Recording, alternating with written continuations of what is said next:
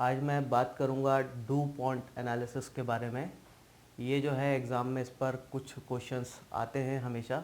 ये एक्चुअल में होता क्या है? तो ये जानने के लिए होता है कि शेयर होल्डर के लिए कितना पैसा जनरेट हो रहा है, कितना वेल्थ जनरेट हो रहा है।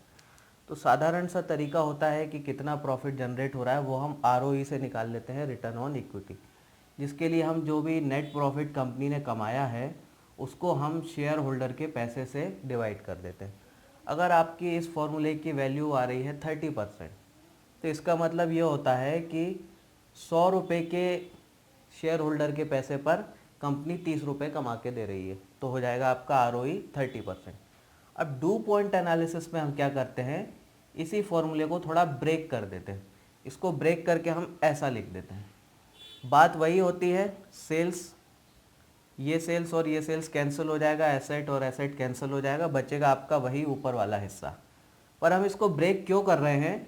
ब्रेक करने का हमारा ये फ़ायदा है कि हम इससे और इन्फॉर्मेशन जान सकते हैं कि अगर कंपनी की आरओई अच्छी है तो वो क्यों है।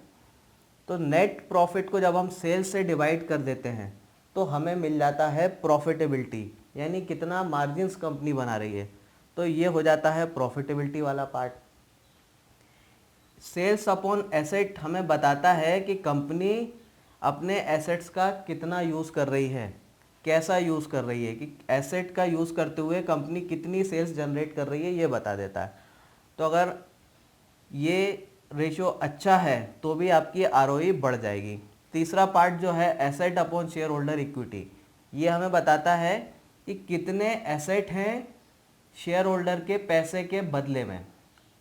अगर कंपनी का डेप्ट ज़्यादा होगा तो यहाँ की वैल्यू ज़्यादा होगी, यानी कि लेवरेज वाले पार्ट से अगर कंपनी ने एसेट्स लिए हुए हैं तो इधर की वैल्यू ज़्यादा बढ़ जाएगी। तो इससे हमें पता चलता है कि कोई कंपनी अगर शेयर होल्डर के लिए अच्छा पैसा बना रही है तो वो इन 3 कारणों के कारण हो सकता है। या तो इसलिए हो रहा होगा क्योंकि कंपनी की प्रॉफिटेबिलिटी अच्छी है, कंपनी अपने प्रोडक्ट का प्राइस ज़्यादा रख पा रही है। दूसरा कारण हो सकता है कि कंपनी अपने एसेट का बेहतर यूटिलाइजेशन कर रही है, बार बार उनको टर्न कर रही है। कोई कंपनी है अपने एसेट्स को साल भर में 2 बार टर्न कर पा रही होगी, कोई 3 बार कर रही होगी, तो जो 3 बार कर रही है वो ज़्यादा अच्छी हो जाएगी। तीसरा पार्ट आ जाता है लेवरेज, यानी कि कितने एसेट्स जो हैं शेयर होल्डर की इक्विटी के मुकाबले हैं। तो ये 3 चीज़ें जो है मिल के शेयर होल्डर के लिए पैसा बनाती हैं। तो कुछ कंपनियों में ये तीनों चीज़ें अच्छी हो सकती है, किसी के में ये 2 अच्छी हो सकती है, जिसके कारण आरओई इम्प्रूव हो रही हो। तो आप ब्रेक करके लिखेंगे तो आपको पता चल जाएगा कि क्यों कोई कंपनी अच्छा पैसा बना रही है शेयर होल्डर के लिए, और अगर कोई कंपनी नहीं बना पा रही है तो वो भी आपको पता चल जाएगा। हो सकता है इधर की वैल्यू कम हो तो ये बताएगा कि कंपनी अपने प्रोडक्ट का प्राइस कम रख रही है, उसका कारण शायद कंपटीशन हो सकता है। अगर ये वैल्यू कम है तो ये पता चल रहा है कि कंपनी अपने एसेट्स का बेहतर उपयोग नहीं कर पा रही है, जिसके कारण पैसा उतना नहीं बन रहा है। तीसरा कारण हो सकता है लेवरेज, यानी कि कंपनी ने सफिशिएंट एसेट जो है नहीं बनाए। तो डू पॉइंट एनालिसिस से हमें 3 चीज़ें पता चल जाती हैं जो जिसके कारण कंपनी अच्छा पैसा बना सकती है, और अगर इनमें से कहीं जगह कोई कमी हो रही है तो वो भी हमें इससे पता चल जाता है। इसलिए जो है हम आरओई को थोड़ा ब्रेक करके लिखते हैं, इसका डू पॉइंट एनालिसिस करते हैं, ताकि हम और बेहतर से जान सकें कि कोई कंपनी अच्छा कर रही है तो क्यों कर रही है, और बुरा कर रही है तो क्यों कर रही है, और शेयर होल्डर के लिए वो कितना पैसा बना रही है।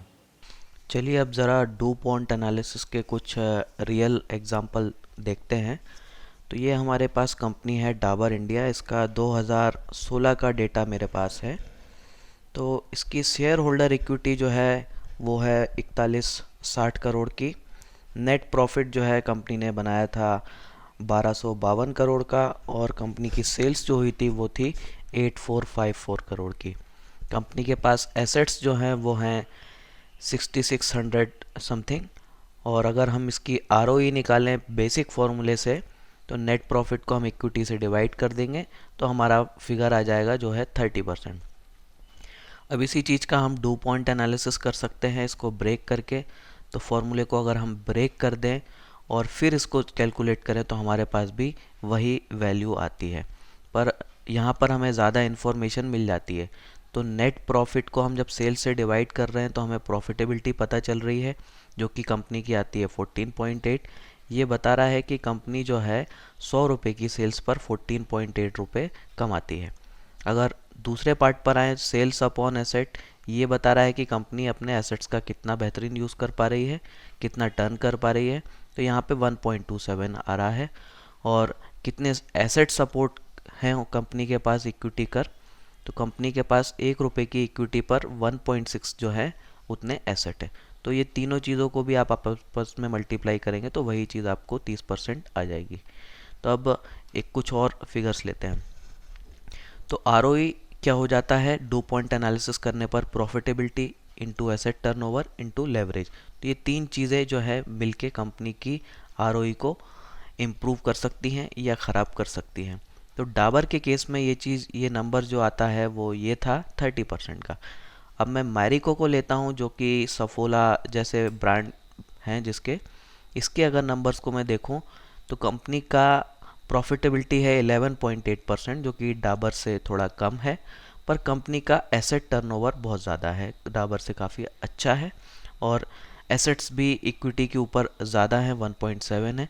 तो ये सारी चीज़ें मिला के जो है कंपनी की ROE 37% कर देती है, जो कि डाबर को जो कि मारिको को जो है डाबर से बेहतर कंपनी बना देती है। एक और कंपनी ले लें अगर HUL को, तो जिसके प्रॉफिटेबिलिटी है 12.8%, तो जो कि मैरिको से बेटर है पर डाबर से थोड़ा कम है। पर इसका एसेट टर्नओवर अगर हम देखें तो 2.6 है, जो कि बहुत बेहतरीन है, इन सबसे काफ़ी ज़्यादा है।